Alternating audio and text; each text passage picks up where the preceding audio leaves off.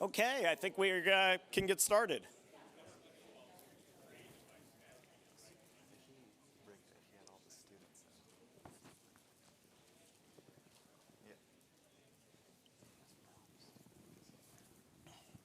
Great. Well, we have a stellar panel to follow up on what was a great discussion with Senator Cornyn.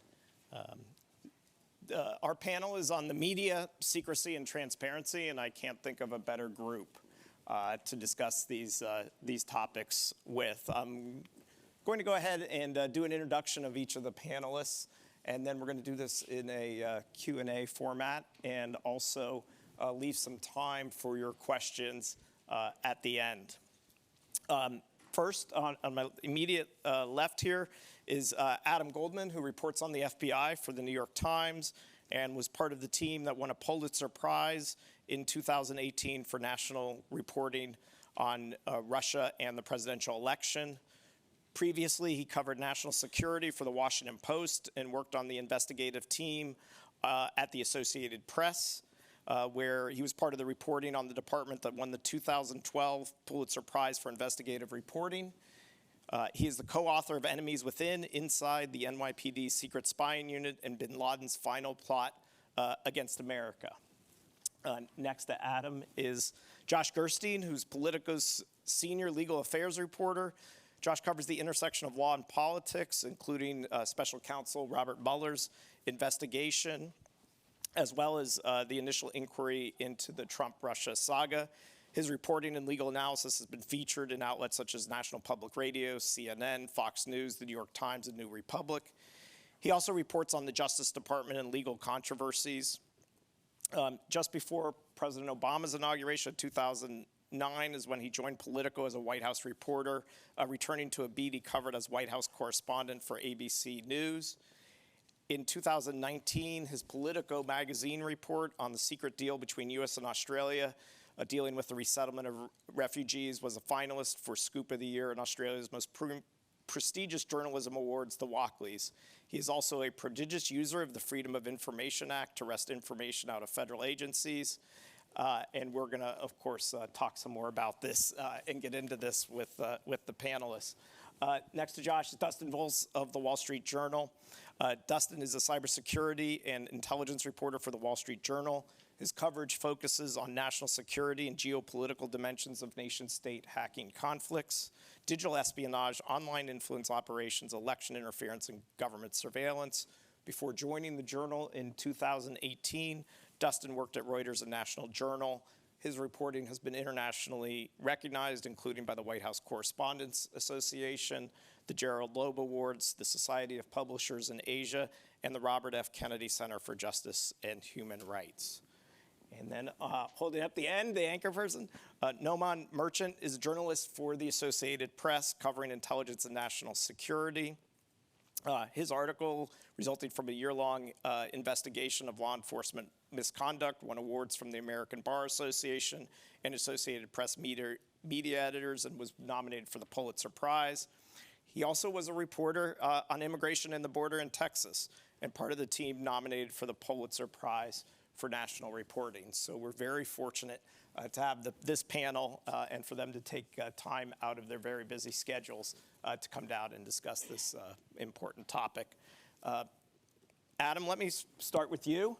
A lot of discussion about overclassification, improper classification at this conference, and reasons for that. Just from your perspective, being a longtime reporter in this, I wanted to ask you about what you perceive in terms of, do you see overclassification and improper classification as reasons for why people make unauthorized disclosures to the media, whether they're trying to cover up government misconduct or embarrassment, all of which, of course, would be contrary to the proper use of the classification system? Well, let me just start by saying that the government does not like me publishing their secrets. I don't know if people know this, but the Obama administration, their Department of Justice subpoenaed my phone records as part of a leak investigation. And then the Trump administration came back around and they subpoenaed my phone records. And they actually tried to get my emails, but a judge judge didn't allow that. So I've been targeted by both Democratic and Republican administrations. So, and they definitely do not like me publishing their secrets. But for the most part, I think, you know, it's difficult for me to sort of address the misclassification, you know, are things over classified or misclassified?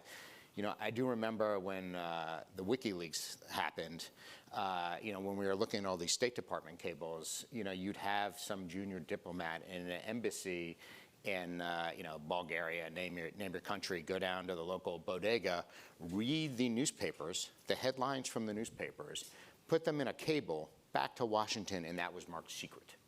Literally reading the newspapers, right, that were just at the bodega and marking that secret. From my perspective, and we actually wrote a story about it, from my perspective, that seemed to be a overclassification or misclassification.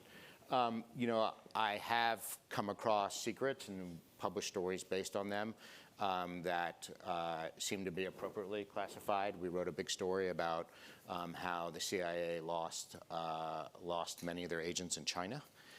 It was a big deal. It was a big blow to the CIA, and they got really angry. We wrote about that, but we thought the government needed to know that the agency had blown it in China.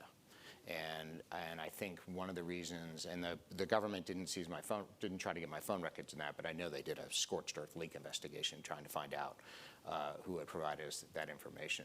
But we thought it was important to tell people that, you know, this particular intelligence agency had really dropped the ball on one of the most important,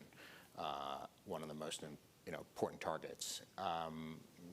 So as it goes to why people come to us, I think generally, you know, for somebody like me, like the Snowden dumps, the WikiLeaks dumps, they're really anomalies. That's not how we do our jobs. We forge relationships with people. We learn who's trustworthy. And, you know, ultimately people come to us and tell us things because they think there's wrongdoing, or the American public should know about this because, you know, it's deeply disturbing or it's embarrassing. People who come to us for political reasons are really not people I like to deal with. They have motive, they have agenda, and sometimes I find them to be dishonest. So those people are typically not people I deal with.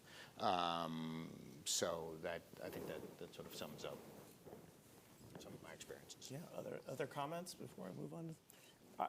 How do you deal with, you just talked a little bit about people with an agenda. How do you deal with either the government doing, you know, perhaps partial declassification to try to control a narrative, or you talked about somebody coming to you with an agenda or perhaps taking a policy disagreement that they lost to the press? How do you deal with that? How do you figure that out? How do you make those determinations where somebody's trying to kind of spin you and control your narrative? You know, what I try to do is meet people within the government, not just in the FBI, but all over the government, and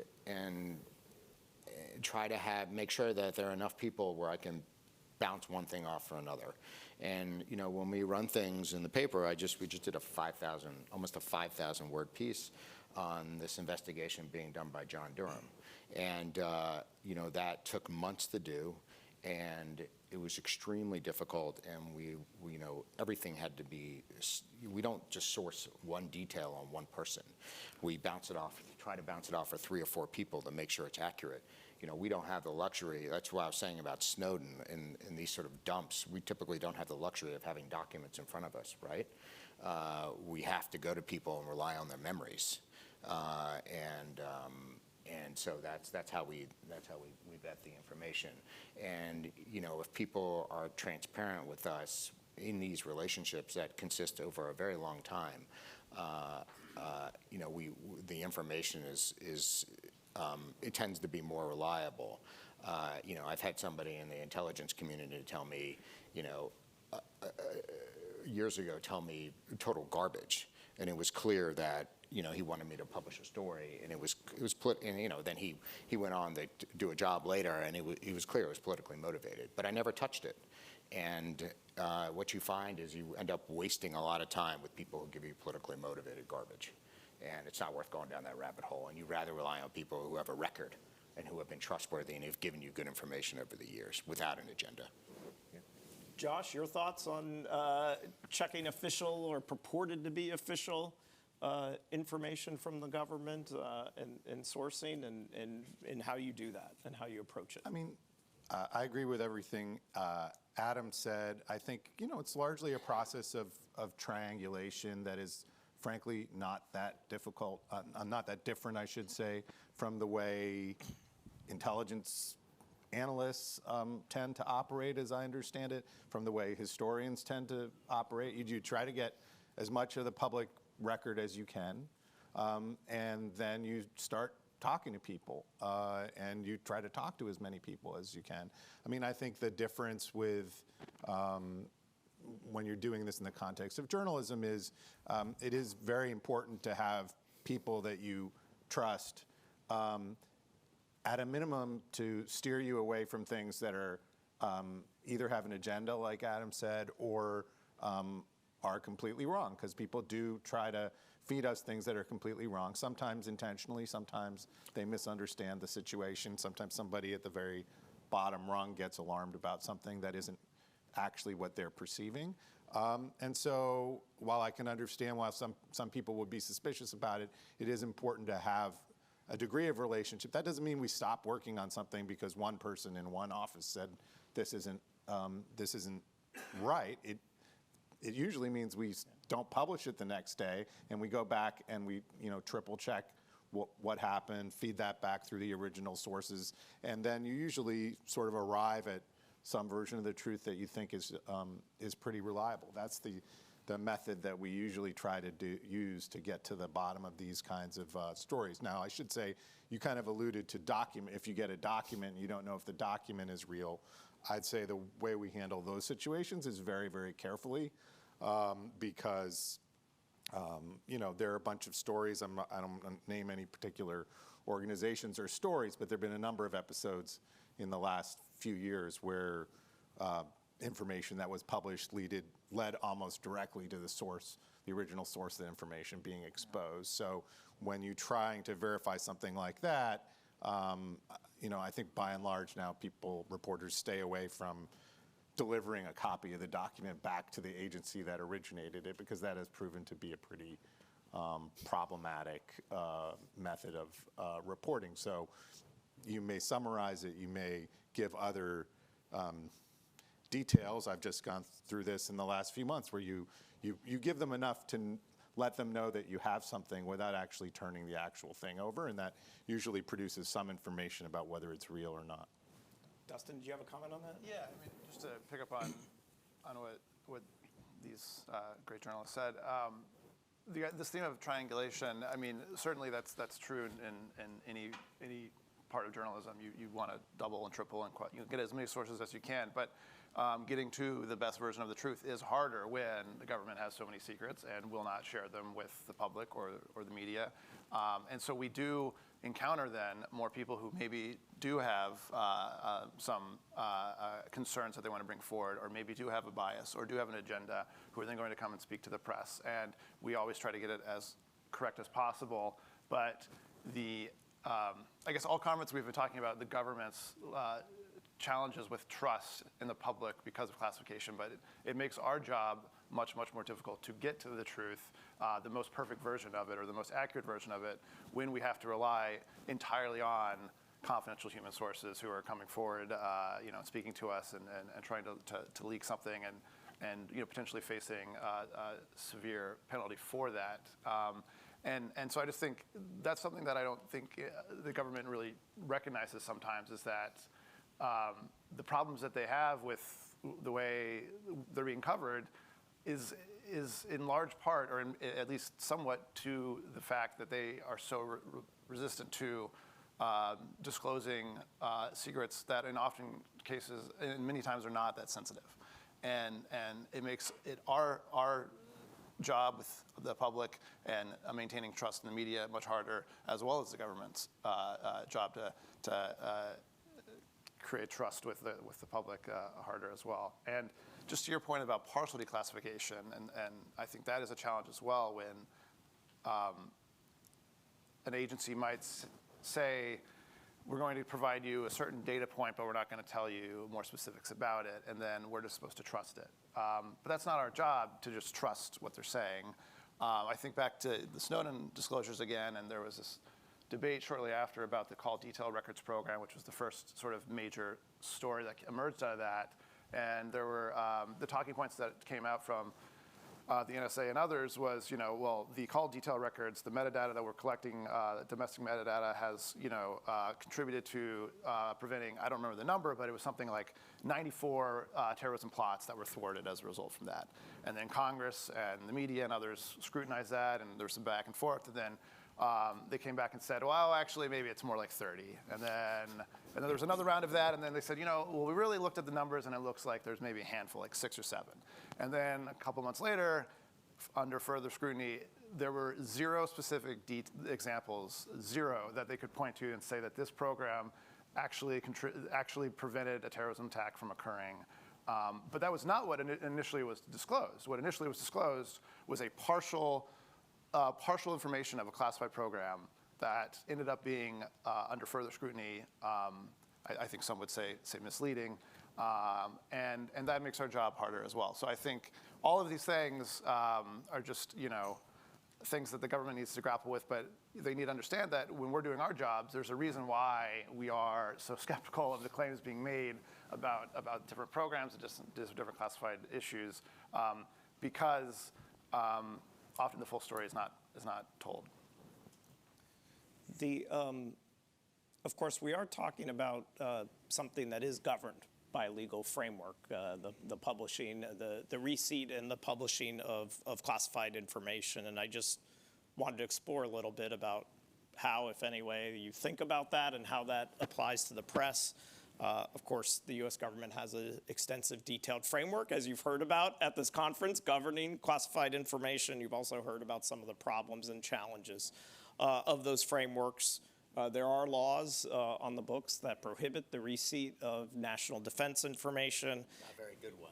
And even more strict laws on publishing classified intelligence, on communications intelligence, Dustin. Maybe I'll start with you, Dustin, or Adam, or whoever wants to weigh in. Are these laws part of this conversation? We're talking about it as if we get the information, we check it, we make a balancing test. Do these laws factor into the conversations that happen when you get this information? Well, there's really, I mean, for me, no, I don't look at information and wonder, well, is this TS, SCI, is this secret, no foreign? Like, it doesn't matter. The test is it newsworthy? Should the public know about it? And then when I go to the agency, because even though it's a bureaucratic government agency, we have to be fair and we say, okay, is there any reason not to publish this, right? And there has been at least one extraordinary example in my career where the agency made a very impressive argument and I could not publish the story, and I really wanted to. So, but it was the responsible thing to do, and I ate it. So, but we don't typically look at things and wonder, well, it's secret, should we not do it? I think one thing we're very, at least I'm very careful about is, we don't, you can't ask people, I don't ask people to go and rummage through computers to pull something for me, right? If people want to provide me something, that's fine, right? You're sort of a passive recipient, and that's really important. I think that's a really important distinction when it comes to journalism. That people want to provide information to us, and of course we receive it, but we're not asking. I'm not. I don't ask people to go in computers and pull things out and give them to me, because that would be breaking the law. So. But of course, all the sites do now make available drop boxes and secure ways to communicate and encourage people to contact them. Right. So there is. You think that's solicitation? I'm just making the point that there is out there. I won't express a legal opinion under 18 U.S.C. 793 on solicitation, but I would say clearly, as you know, there are in many news media sites. It's a feature of the internet, right? It contact us via these encrypted means. So it is not entirely free of making yourselves available through encrypted and other means Right. to do that. No, go Well, ahead. this is, as you know, an important point in the WikiLeaks Julian Assange prosecution, and I just wanted to mention, that's playing itself out, but it does have, I think, there's a lot of concerns within the Fourth Estate about, the implications of how that might resolve itself. But yeah, I think the idea that having publicly available mechanisms for people to contact us securely is very different than sort of coercing someone into stealing classified information or hacking into classified databases and instructing them on how to do that. I'm not in any way opining on the WikiLeaks case itself, but those are clearly very different things, and I don't think any of us will be taking down our secure drop links anytime soon. Do you think there's a misperception out there? I mean, do you encounter that people think you are soliciting and going and doing that, or do you not encounter that? I mean, I typically don't encounter that. I mean, I look for good stories, and if people want to talk to me about them, they can. Noman, we are talking about this balance here, and Adam talked about, my test is newsworthiness, and the media will make a judgment on this. So I wanted to get your perspective on how you approach this in terms of balancing transparency versus the government perhaps saying that if you publish this, it's going to cause significant or grave harm to the United States. How do you approach this tension where kind of as the media, you almost have this power to resolve it, and it's on the media to resolve this? Adam talked about the government having to make the case to him about why it will cause harm, even though if something is properly classified by its nature, it's supposed to, the publication of it would cause grave harm to the United States. How do you approach that tension? I think about the Ukraine war, which on a professional and personal level for the AP and for everybody else here on stage, we have colleagues that were in Russia, that are in Ukraine, that are cycling in and out. And the idea of you're reporting something puts someone in danger is maybe more real to me in my career now than it's ever been. And from a government perspective, I think about early in the war, there were some comments that we were getting about there was intelligence sharing that was discussed that Senator Cornyn talked about, the DNI talked about yesterday, that the U.S. has got a very active intelligence sharing program with Ukraine. There were some restrictions on targeting, and there still are, but there were restrictions that ended up being changed in the first weeks of the war. And I was one of the reporters who got some information about that. And I would have these conversations where I would get certain details or certain specifics or certain suggestions. And there were very active conversations with people at ODNI about what makes... Office of Director of National Intelligence? Yeah, that's right, the Office of the Director of National Intelligence, about what makes sense to publish, what's changing, how it's the same. And, there's things that they made, in my opinion, good arguments about withholding, but then there were things that I don't think they wanted anything out there about these guidelines even changing, but we did what we felt was at the intersection of disclosure to the point that I think Adam and others have made, as well as protecting people. And I think the only other thing I would say is earlier in the day we were talking about how humans and artificial intelligence programs can benefit from a broader corpus of classified information to, for example, if a program has looked through 10 million documents, the next 10 million, it gets a better sense of what's classified correctly, what's incorrectly, and it gives you better recommendations. And as someone who's relatively new to the beat still, I find it helpful to see the relatively limited amount of information that's been unclassified, so I can get a sense of what makes sense when a source is telling you something, who's spinning you, who's giving you honest information. But in the end, all of that is to say we have to make judgment calls, and those are very difficult, and you have to trust people that there's supposed to be an adversarial relationship between journalists and the government that they cover, but it just relies on human relationships and making a judgment call and hoping that at the end of the day you do what's best. Let me Can go I ahead. add Yeah, one Josh. comment on that? Absolutely. So I think one thing that gets a little complicated in this area is the question of which harms we're trying to prevent and whose harms we're trying to prevent. And so when you're reporting on topics that don't have to do with life and death, that can be a lot sort of simpler to just sort of say, well, we'll just let the information out and whatever happens, happens. One of the problems with a war is there are at least two sides in a war, right? So when you say we're going to try to reduce harm in that context, suddenly you're in a very complicated conversation. And it's a conversation that I think, we have mention of WikiLeaks, the people that run or ran WikiLeaks have a very different perspective on the world and the appropriate role of the United States in that world than many Americans do. I think all of us work for primarily American-owned or American-based news organizations, but not every news organization in the world is American-owned, and not everyone has the same outlook. Some publications in different parts of the world have editorial views that are almost openly hostile to U.S. foreign policy. So some of the things that were done in the past, I think, by ODNI or their predecessors, CIA, and different organizations, there was assumption of a common frame of reference that if the publisher of the New York Times or the publisher of Politico gets in the same room, where actually comes to mind now, actually owned by a German company, so maybe we're not an American news organization anymore. But if you get in the same room, is everyone going to have the same basic perspective on how bad it would be if these three things happened? Maybe not. I'll give one quick example.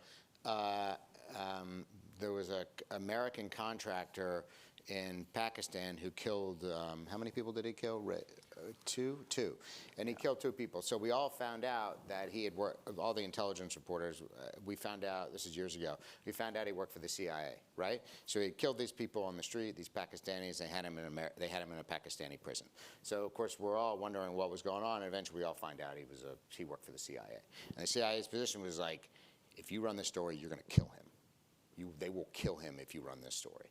And we're like, well, that's a pretty high bar, right? He's in a prison, right? And like, well, what if, like, we didn't know what was going on in the prison, and maybe they were going to kill him, and we all stood down. And then the Guardian, right, in London said, well, we're running that story. Declan Walsh did. And then, what was his name? Ray Davis, is that it? Raymond Davis. Raymond Davis. And he was released like, what, 3 weeks later, 2 weeks later? So I'm not saying that was the right call, but I didn't see that coming. So, Can I very quickly, Yeah. Josh, you made a really good point. And that's part of, I think, the answer too, is we don't play for one team. None of us do. I mean, but the hard part is we're all based in Washington. And I think that's where having conversations with colleagues around the world and making sure that we develop a neutral and nonpartisan perspective to the extent that that's possible is critical.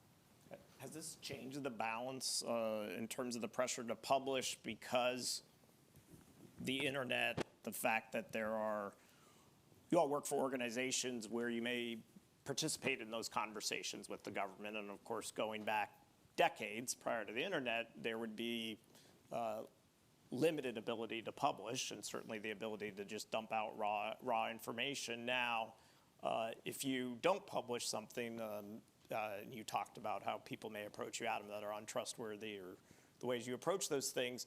Does this increase the pressure to publish when you know that there is a variety of outlets, a massive proliferation of them? It is not just these outlets, or that does not factor into it in terms of the pressure to publish? It's dangerous to operate that way because when you rush, you make mistakes. I mean, that's in anything you do in life. It's just not journalism, right? And there are too many landmines in this reporting. And I always say there's not a gun to our head. We don't have to publish the story because there's nothing worse than publishing it and then knowing there's a mistake, or God forbid, the story itself the premise of it is wrong. So I will never be pressured into publishing a story. It's just not worth it at the end of the day. And you wonder, will you publish it I mean, how many of these, what's the shelf life of some of these stories anyway? What if the government tells you that it's going to cause harm? Or is there a concern that, okay, I get that, but if I hold on to it, it'll just go someplace else, so I might as well just go ahead? I know the government. I know one particular instance, the government. I wrote a story at the Washington Post about how the CIA and the Mossad had killed this infamous Hezbollah guy named Mugnia in Damascus, and they used a car bomb to do it. And I thought it was newsworthy to tell the American public that we had used a car bomb to kill somebody.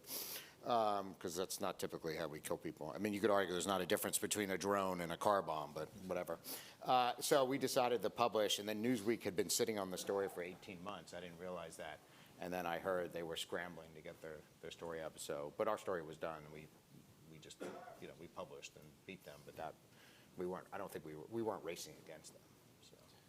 Yeah, I think of another example that comes to mind is during the Trump administration, the Ukraine whistleblower complaint that led to the first impeachment, before it was cool impeachment. Well, people forget there were two in rapid succession. There was, a lot of interest politically at the time, and in large parts of the public in the identity of the whistleblower. And there were lots of large media organizations that did not publish the name of the whistleblower due to, I haven't spoken to all these media organizations, but it seems clear that there were concerns about what publishing the name of or the identity, the presumed identity of that person would do. But the identity was out there on the internet. Like, you could find it. If you looked hard enough, there were other outlets. There were lawmakers even at times who had sort of referenced it. And that was not a decision that seemed to be made because, information's out there, therefore we're going to just do what we think is like ethically irresponsible otherwise, and just like join the fray. I think the organizations involved, the newspapers and so forth would sit down and have the conversation about, what is the benefit here of doing this? What is the public interest in it, and what is the harm? And I think you can disagree on the merits of any specific case. But that was not something that people that in our newsroom or in other newsrooms was being dictated by what information was already available on Twitter or on certain blogs or that kind of thing. Let me shift gears for a minute and get away from unauthorized disclosures, which makes me sweat to even say those words, but and talk a little bit about the more formal process of mandatory declassification review, FOIA, the use of presidential libraries. I think, Josh, you on this panel have probably made extensive use of presidential libraries as part of your work, especially, I think, the Clinton Library, having written on this. Could you talk about your experience in using the libraries and the mandatory declassification reviews in FOIA? Sure. Well, I think you said yesterday or earlier that FOIA is a very powerful tool, and it might be like the way a blunt club is powerful or something like that. It's certainly not. It doesn't seem like the tool I'd want to use if I was having a very difficult surgery, because it's not working in that way.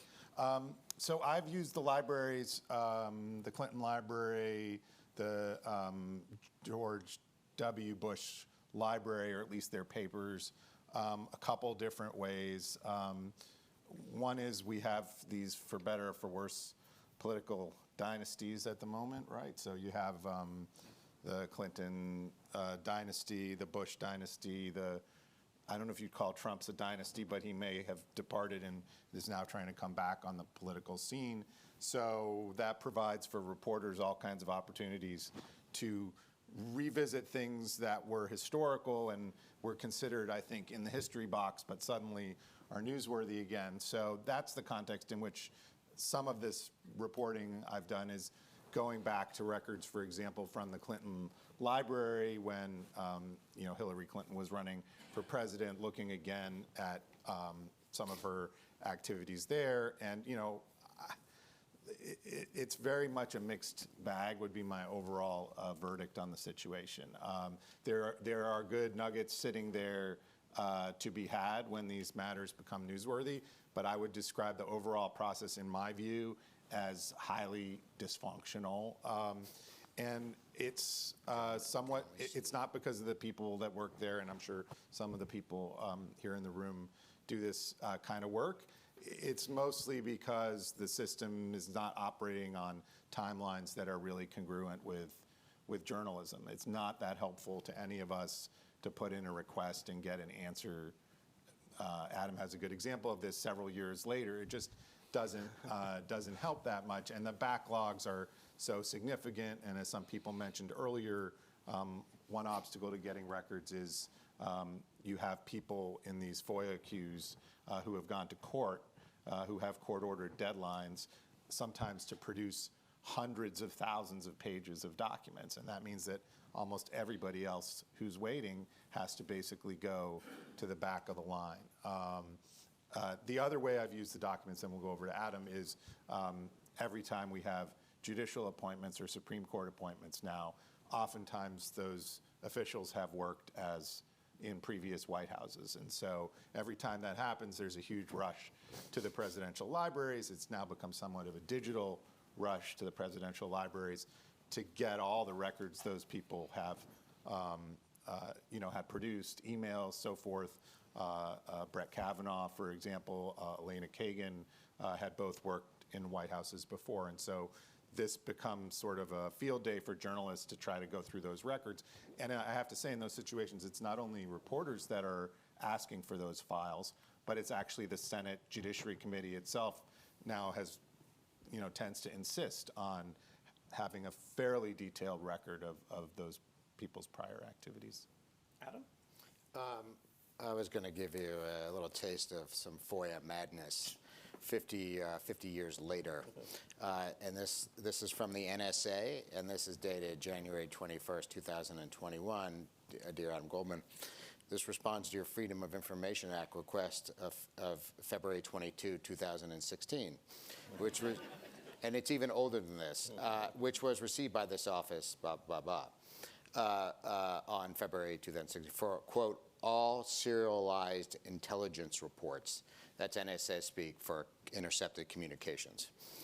From June 1st, 1972 to October 1st, 1972, referencing the 1972 Munich Olympics in Munich, Germany. Your request has been processed under provisions of FOIA. 9 documents have been found, but they are either secret and top secret. The documents are classified because their disclosure could reasonably be expected to cause exceptionally grave and serious damage to the national security of this country. I'm a little skeptical. It's 50 years later. And the reason I did this FOIA is because somebody tipped me off to something who had worked at the NSA years and years ago. He's like, you should get these intercepts. I think you would find them interesting. And I've been battling to try to get this. And there's a mandatory 50-year declassification, right? And somehow this doesn't fall under it. This came up earlier in the conference today about the length of time and whether, how important that is for declassification. And,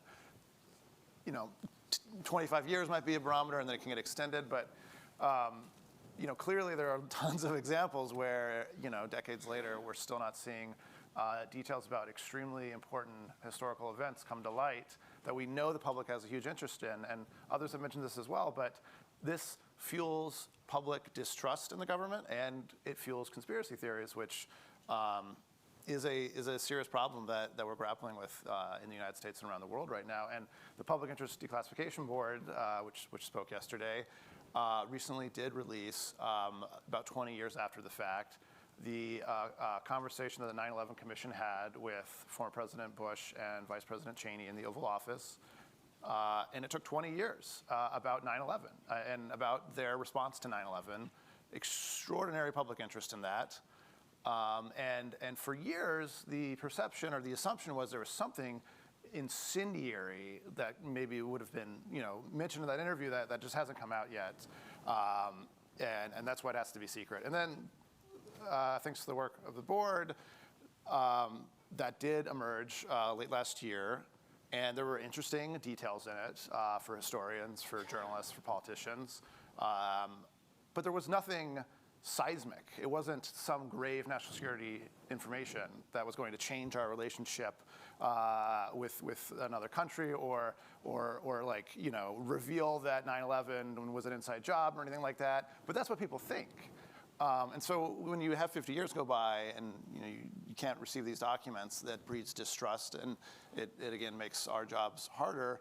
And I think the theme of this overall panel is, we are the last escape valve or the last exit hatch for people in government when they decide that they want to leak things, because it means inform the public, not leak. Inform the public, right, of course. But it means that the classification process hasn't worked. It means that the internal checks haven't worked. It means perhaps the Inspector General process hasn't worked. It means the FOIA process certainly has not worked. And so when you think about motivations and agendas, certainly people who come forward with classified information may have that, but I have not had my records subpoenaed by the Justice Department. At least I don't think so. I'm not aware of it. And I haven't prompted a year-long Supreme Court investigation for stuff. But in my experience, the motivation is very much because people think the system is broken, and that this is the only option they have. This is the only recourse that they have left to them. And I think that's just really important to remember. I want to make one point. The public reads our stories, and if we're writing about the FBI or CIA or whatever, there are a lot of assumptions about where that information comes from. And I think some people erroneously think that the FBI is leaking it or the DOJ is leaking it. And in many, many instances, there's a wide circle of people who know it, and some people might not know it in the outside of the government. And so I would just encourage people not to jump to conclusions when you read a story and automatically assume that the government, including the government, because they can't seem to get that through their head, that just because we have information, it didn't always come from the government itself. Senator Cornyn, I think, mentioned the 4 million security clearances and 50 million documents. Yeah, I mean, at one point there were 5. I think at one point there were 5 million. I think 5 million people had security clearances in the country. I mean, what do you think is going to happen? I mean, it's silly on the face of it. And I think it was actually General Hayden for the director of the CIA, who begun trying to reduce the number of contractors, for working for the government who had, in fact, security clearances. We are going to start taking some questions, so please think about your questions. Josh, I wanted to return. There's been a lot of discussion at the conference around technology changes, funding needs, just from your kind of on-the-ground view of using the presidential libraries. Just any thoughts on any of the changes or suggestions to reduce that backlog? And of course, as you heard on the panel earlier today on the presidential libraries, if everyone is running to have to deal with the latest nomination records for somebody looking in the White House, again, that's pulling very limited resources from declassification reviews. We heard that there's virtually, a very thin staff at the library. So if they're chasing around the current event of the moment, of course, that means that declassification backlog continues. So any thoughts on those changes? I mean, as I understand it, that is how NARA handles these things. Like when there is a presidential, a Supreme Court nomination, they pull people, and I've heard that they do pull people from different libraries across the country. They, in some situations, they may need people with clearances, depending on the situation, and they certainly need people that are cleared that know the process. So I don't have a lot of specific suggestions, but as I indicated at a panel earlier, I do think this issue with the volume of information has to be addressed through technological means.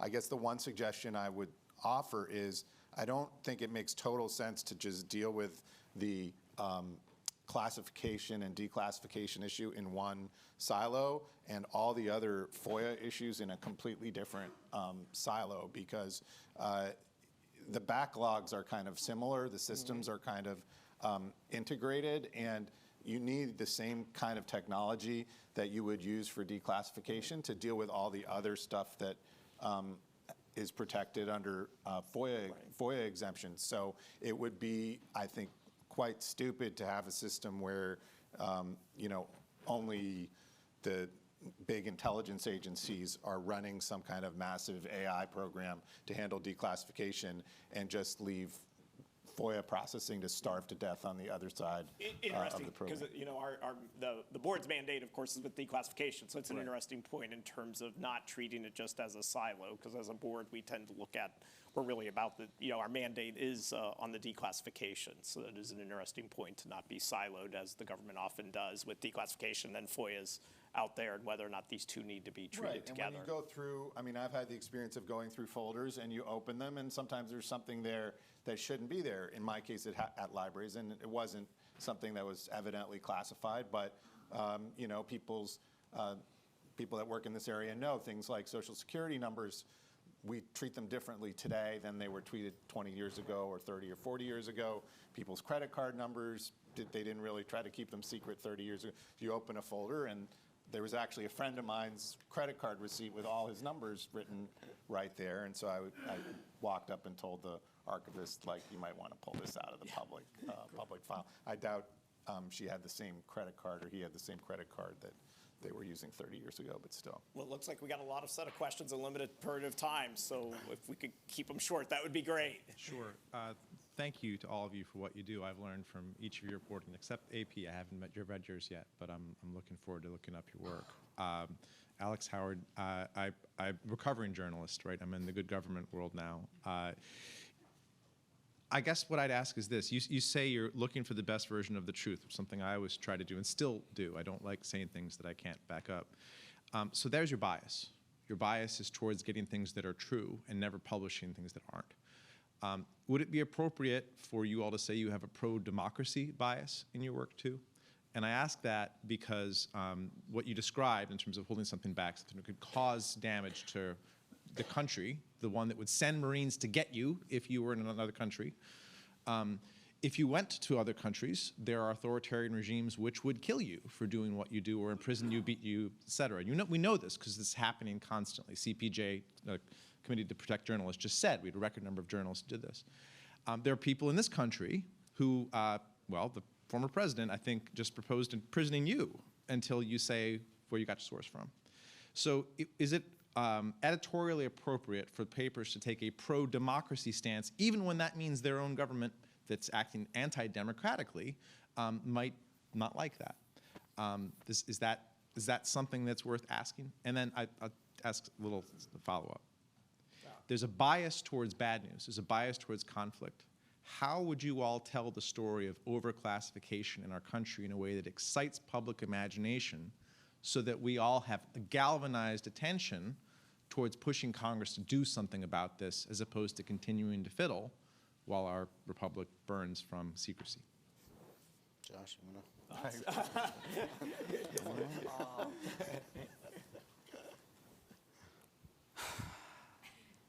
Let me take your second question, which That's the easier one. PIDB is listening closely to how we Yeah, get people excited no, about declassification reviews. I think that one of the things I really enjoy, and I don't know if this is a direct answer to your question, but I was just having a conversation with a former official yesterday about what might be shorthanded as lifestyle issues, but it involved diversity and accessibility and recruitment issues in the IC, and the dynamic of husband and wife combos that work in the IC. They work at the CIA, they leave their phones in the car, and a kid gets sick, or there's an overdraft at the bank, and how do they respond to that? And particularly post-COVID, where people have, they've rightly expected to be able to work from home and work remotely, does the CIA and do other agencies have to adapt to that world? And I love hearing these stories about how people just live their lives, how they meet their partners, how they raise their children. And I think that there's a lot of stories like that, but of course every detail is classified, and all the data on marriages and children and everything, that stuff is doesn't make sense to have personnel details about people out there. But even just basics that you would find at any other government agency are totally classified. So I think it's something that we could all work to humanize what intelligence work is like, but also the way it affects people outside of the intelligence community. And that's just one example of something that I think overclassification makes it hard to tell stories that I think would be interesting, revelatory, and drive change. Any thoughts on the democracy point? I mean, if you mean by democracy, Alex, you mean like in favor of transparency. I think most reporters are generally advocates for transparency, and it's one of those areas where it's generally accepted that journalists are going to advocate for that, even if they don't, even if they subscribe to the school of journalism that doesn't advocate in other areas. When we start to get beyond transparency into the structure of the Electoral College or other things that would be related to democracy, that starts to make me a little bit more uncomfortable. Although obviously, I think we all are acutely aware that we wouldn't be able to do our jobs in a totalitarian regime. Next question. Right, so I know talking about Elon Musk at this point is kind of beating a dead horse, but I'm going to do it anyway. So Twitter has a very unique place to play a role in like the world of journalism, and notwithstanding my own personal addiction to it, how has like the recent shakeup changed the way that you disseminate information to the public as journalists? Well, I'm off Twitter now. So. Sorry, go ahead. I joined Mastodon. A lot of the cybersecurity folks that I follow have moved there, and so I feel like I without commenting on Twitter's ownership or the quality of the service, other than to say it is very popular among journalists and can be quite addictive, and that we all rely too much on social media in our professional and personal lives. I think it's just a reminder. I think that like anything, journalists need to cultivate lots of different sources, both human sources, documents, and social media feeds, curated feeds, or other mechanisms for getting information. And I think relying too much on any one service or one person or one document or anything is not just for journalists, but anybody going to be sort of subject to problems or a lack of resiliency if something goes wrong. So. I'm still on Twitter, probably on it a little bit less than I used to be, just because they've had some bugs that they seem to be trying to sort out. Look for other services as well. Yeah, hi, Jim Goldgeier. I'm proudly pro-democracy, so I don't have any problem saying that. Also proud, so Josh, I was the dean at American University School of International Service when Alex Ward was a student there, so super proud of all that he's done. And just, so Adam mentioned sort of briefly the issue of, subpoenaing, and I'm just curious about sort of dealing with the pressures on a personal level. I mean, you were involved in a huge story last year with the draft Supreme Court decision that overturned Roe v. Wade. A lot of people angry. Just you or anyone else just talking about sort of managing the personal pressures when you are putting a story out there that is going to rile up a lot of people. Well, real quick, I mean, there are two levels of that. One is the story, is the government going to come after you? Well, it's not going to happen now because Garland has codified the rules. They can no longer subpoena our phone records or get our emails. So that's one thing. I mean, the thing we really deal with now is just the sheer level of toxicity and harassment. I mean, I had, a right-wing organization jump me in my neighborhood on the way to my house. They had surveilled my house, surveilled me, probably my family, and they jumped me to make a stupid video. And harassed me, berated me, yelled at me, right? And then you see that level of toxicity on Twitter and on Facebook, and it's just vile. That's something we're dealing with, and that's why I'm not on Twitter. Why should I expose myself to that, right? And I think that in itself is a particular ugliness we're seeing, and it's only growing and getting nastier. Josh or others? I mean, I don't want to talk too much about my personal situation because I think it's sort of counterproductive for me to address it that way.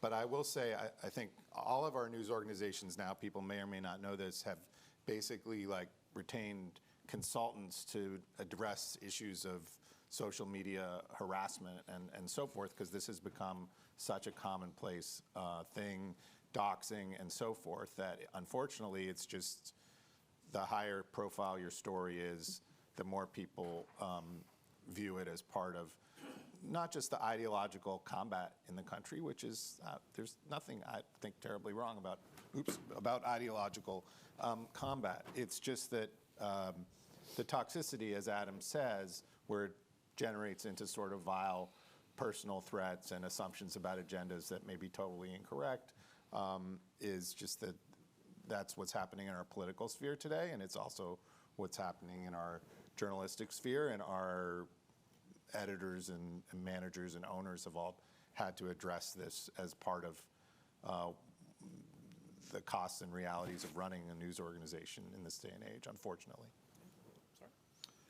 My name is James Clary, and I think all of y'all talked a little bit about your trusted sources and how you vet your sources and triangulation, to corroborate facts before you put a story together.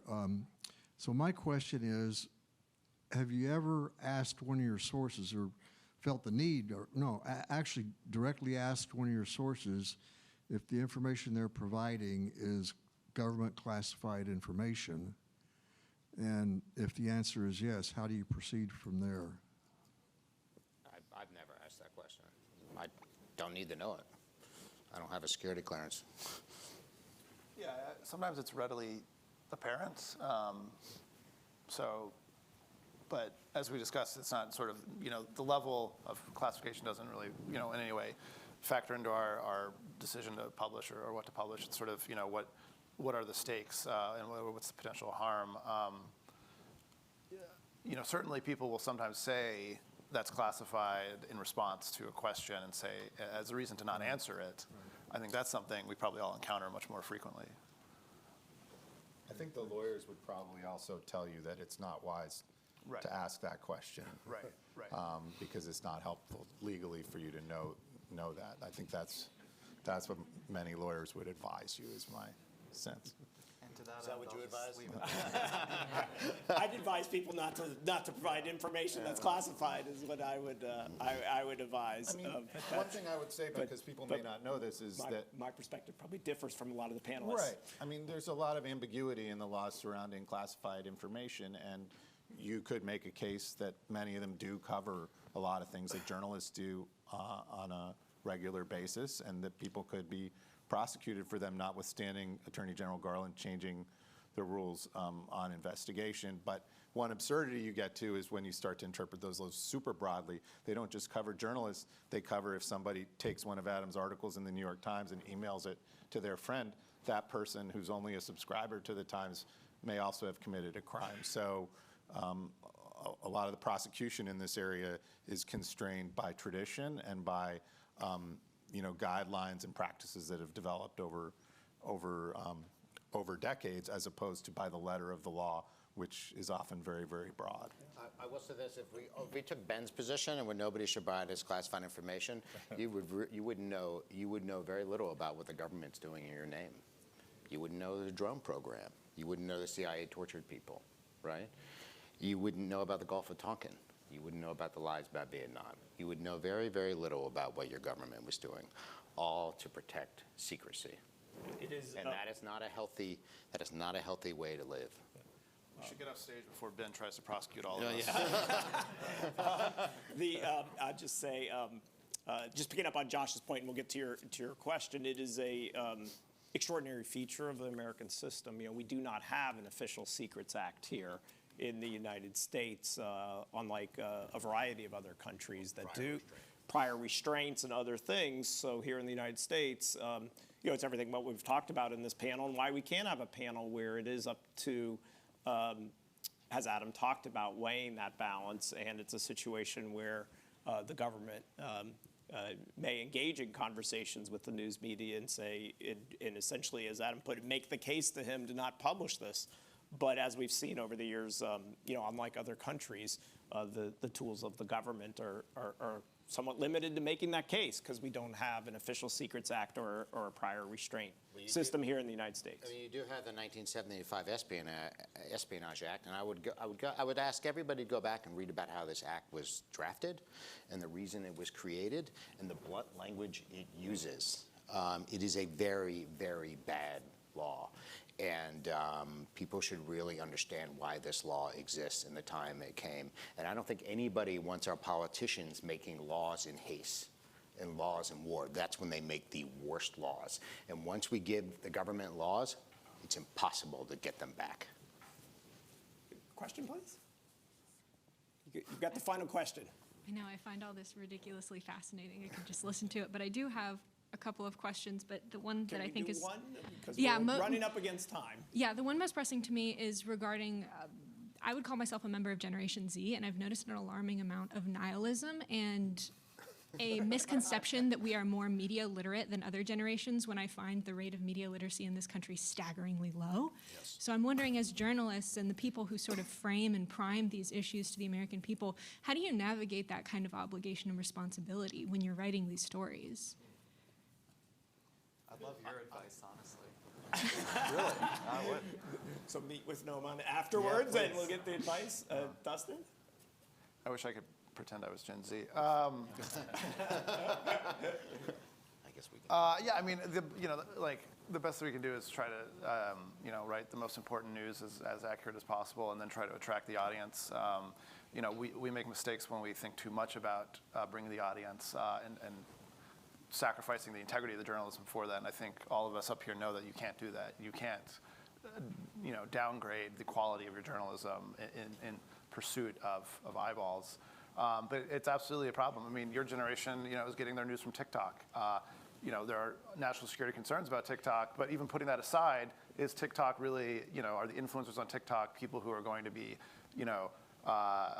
giving you balanced, vetted information, maybe in some cases, but maybe not in others. Same for YouTube, same for Twitter and Facebook and all of those.